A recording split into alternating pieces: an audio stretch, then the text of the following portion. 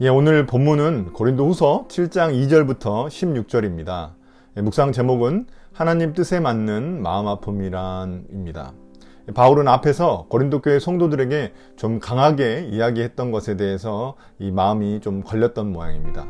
그래서 2절에서는 제발 마음을 열어 자신을 받아주기를 부탁합니다. 거짓 사도들의 영향으로 바울에 대해 아직도 의심하는 그런 성도들이 있을 거라 생각하기 때문입니다. 바울은 결코 그들에게 부당한 일을 시킨 적도 없고 그들을 망친 적도 없다고 말을 합니다.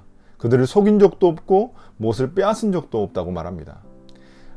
바울은 삶의 열매가 결국 자기 스스로가 진짜라는 것을 보여준다는 것을 그들에게 이야기하고 있는 것입니다. 역으로 이 거짓 사도들의 열매도 곧 드러날 것이기 때문에 바울은 그 열매를 보면 알 수 있다고 이야기하고 있는 것과 같습니다. 3절에서는 바울은 여러분을 책망하려고 이렇게 이 편지를 쓰고 있는 것이 아님을 밝히고 있습니다. 앞서 보낸 그의 세 번째 편지에서는 이 성도들을 매우 크게 책망했기 때문에 이번 편지는 그런 책망을 위한 편지는 아니라고 이야기를 합니다. 오히려 우리가 한 몸이기 때문에 이런 말을 하고 있음을 밝히고 있습니다. 이제 4절에서 바울은 오히려 그들을 고린도 교회 성도들을 자랑스럽게 여기고 차라리 그들과 자신이 한 몸임을 그렇게 강조하고 있는 것입니다. 그래서 그걸 통해 자신은 그들을 통해 위로와 기쁨을 얻는다고 고백하고 있습니다. 여러분, 목회자에게 있어 가장 큰 기쁨이 무엇일까요? 저는 그 기쁨이 바로 이 성도들의 신앙이 성장하는 것이라고 생각합니다. 바울의 말처럼 그리스도 안에서 한 몸으로 그 성도들의 삶을 공감하는 것, 그것이 바로 목회자가 해야 될 일이라고 생각합니다. 성도들이 기뻐할 때 기뻐하고 또 성도들이 슬퍼할 때 슬퍼할 수 있는 것, 그것이 바로 이 목회자의 본분입니다. 그것이 바로 하나님의 마음을 표현하는 것이기 때문입니다. 제가 전에 섬기던 교회에서도 목양할 때 다양한 이유로 삶의 위기를 맞이한 그런 친구들이 있었습니다. 제 인생에서 가장 보람이 있었던 일은 그 친구들을 도와준 것입니다. 물론 제가 그 가운데서 크게 문제 해결을 위한 어떤 큰 일을 한 것은 아니지만 그들을 위해 기도해주고 또 그들과 함께 있고 또 그들과 함께 눈물을 흘려줬을 때 결국에는 그 문제들이 해결되고 나중에는 그 친구들의 믿음이 많이 성장할 수 있었습니다. 이런 일들이 목회자에게는 가장 큰 보람이 되는 것입니다. 보통 우리가 텔레비전에서 연예인들을 자기 스스로를 공공재라고 이야기하는데 이 목회자가 바로 이 성도들에게 공공재 역할을 하는 것입니다. 성도들을 감싸줄 수 있는 따뜻한 마음과 함께 흘려줄 수 있는 눈물이 목회자에게는 가장 중요한 것입니다. 바울의 삶이 꼭 그랬습니다. 아니, 우리 예수님의 삶이 그랬습니다. 예수님은 한 혈류증 여인이 만진 그 옷자락의 느낌도 그냥 지나치지 않는 그런 분이셨습니다. 이제 5절부터 갑자기 바울은 자신의 그 마게도니아 여정에 대한 이야기를 합니다. 그 이유는 바울이 썼던 세 번째 편지에 그 마음 아팠을 성도들을 위로하고 자신이 썼던 그 세 번째 편지에 대한 자신의 진심을 표현하기 위함입니다. 바울은 이 고린도 후서를 쓰기 전에 고린도를 두 번째 방문한 후에 눈물로 쓴 그런 세 번째 편지가 있었습니다. 그게 바로 이제 고린도 후서 2장 4절에 나오는 이 눈물로 쓴 편지입니다. 그렇지만 아쉽게도 이 편지는 우리에게 전해지지 않습니다.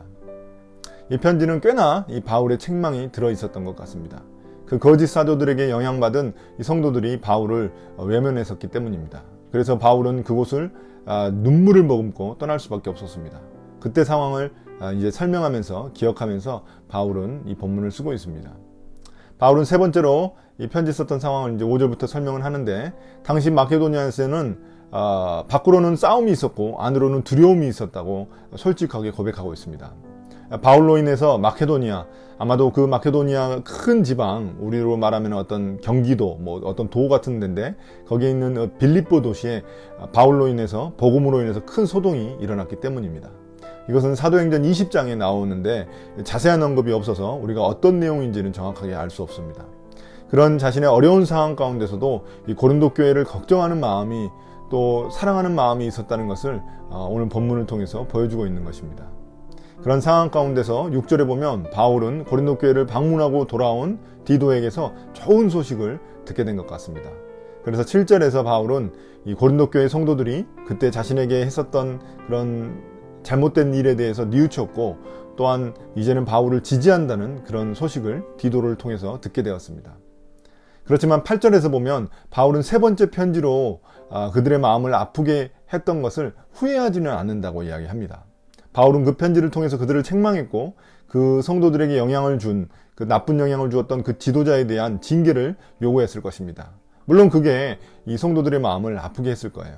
그렇지만 바울은 그럼으로 말미암아 그 편지로 말미암아 이 성도들이 결국 회개하고 돌이켰기 때문에 그 편지를 후회하지 않고 쓴 것을 후회하지 않고 오히려 기쁘게 여긴다고 생각합니다.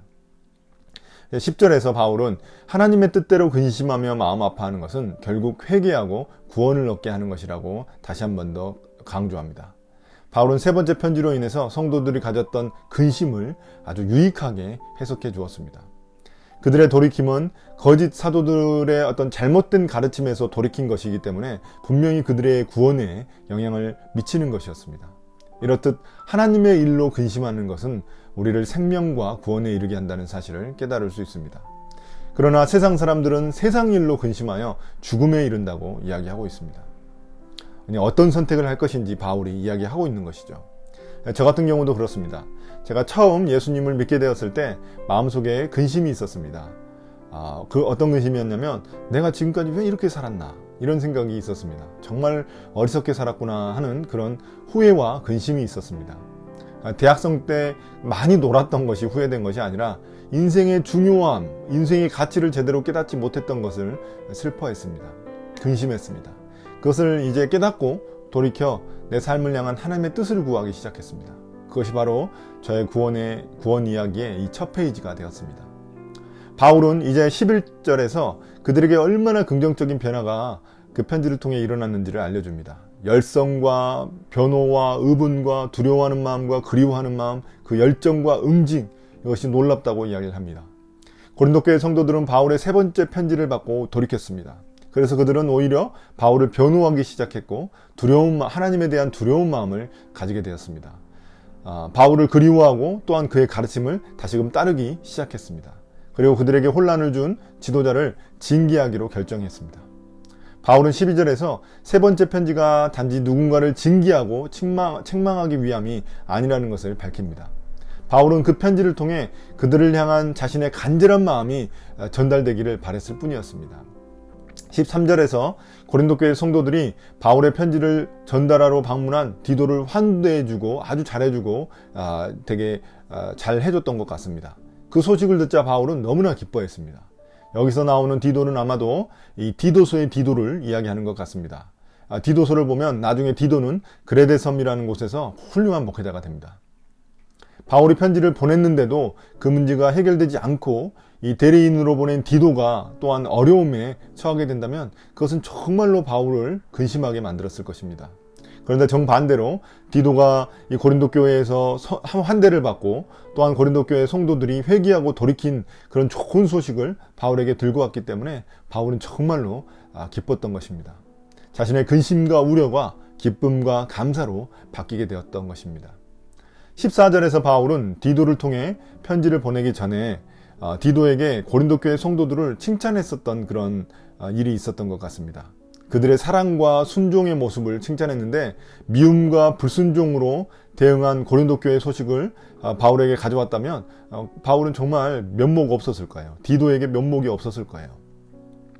바울은 혹시라도 또한 디도가 고린도 교회에서 문전박대를 당할까봐 그런 우려하는 마음도 있었을 것입니다. 그러나 그들은 15절에서 보듯이 두렵고 떨리는 마음으로 디도를 맞이하고 디도에게 순종해 줬습니다. 그들의 이런 환대의 모습이 바로 그들이 회개했다는 하나님께 돌이켰다는 그런 진실함을 증명해 주는 것이었습니다. 고린도 후서를 보면 참으로 사람을 케어한다는 것이 쉬운 일이 아니라는 것을 다시 한 번 더 깨닫게 됩니다. 바울처럼 성경을 잘 알고 성경대로 살아간 사람이 어디 있겠습니까? 최고의 목회자인데도 불구하고 그가 담당했던 교회에 대해도 이 문제가 생겼다는 것이 참 신기합니다. 그렇지만 중요한 것은 그 문제가 아니라 그 문제를 해결하는 과정이라는 것입니다. 바울은 문제를 해결하는 과정을 통해 복음을 고린도 교회 성도들에게 다시 한 번 더 상기시켜주고 있습니다. 원리를 다시 한 번 더 이야기해주고 있는 것입니다. 교회가 세상에 보여줘야 하는 모습이 매번 좋은 모습만, 아름다운 모습만 있는 것은 아닐 겁니다. 맨날 아무 일도 없는 그런 모습만 아닐 겁니다.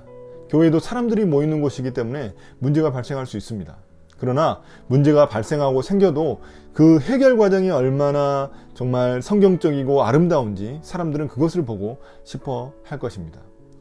저는 우리 교회도 문제가 생길 때 그 해결 과정을 통해 말씀을 다시 한 번 더, 복음을 다시 한 번 더 깨닫고 더 성장하면 좋겠습니다. 문제가 아예 일어나지 않는 것이 나는 더 문제라고 생각하고, 문제를 제대로 해결하지 못하는 것, 그거는 더더욱 더 큰 문제라고 생각합니다. 문제가 아니게끔 만드는 것, 이것이 바로 우리 그리스도인들이 해야 될 일이라는 생각이 듭니다. 마지막으로 우리가 꼭 기억해야 될 것이 있습니다. 하나님의 뜻에 따라 근심할 때 우리는 구원을 경험할 수 있다는 것입니다. 그러나 세상 문제에 대한 근심으로 인해 마음을 아파하면 우리를 죽음에 이르게 할 수 있습니다. 그 문제가 무엇입니까? 먹고 사는 문제입니까? 아니면 하나님 나라의 문제입니까? 미워하지 않기 위해 아파하고 더 사랑하지 못해서 힘들어하는 모습이 있습니까? 아니면 내가 있는 곳에서 하나님 나라를 어떻게 하면 더 잘 세워나갈지 걱정하며 마음 졸이는 마음이 있습니까?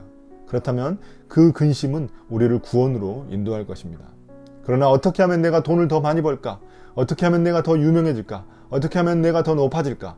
어떻게 하면 내가 이 사람을 제치고 이길 수 있을까? 이런 문제로 걱정하고 있다면 그것은 우리를 죽음으로 몰고 갈 것입니다. 우리가 어떤 문제로 근심해야 할지 오늘 본문을 통해 깨닫는 우리가 되기를 예수님의 이름으로 축복합니다. 오늘 묵상을 마치겠습니다. 감사합니다.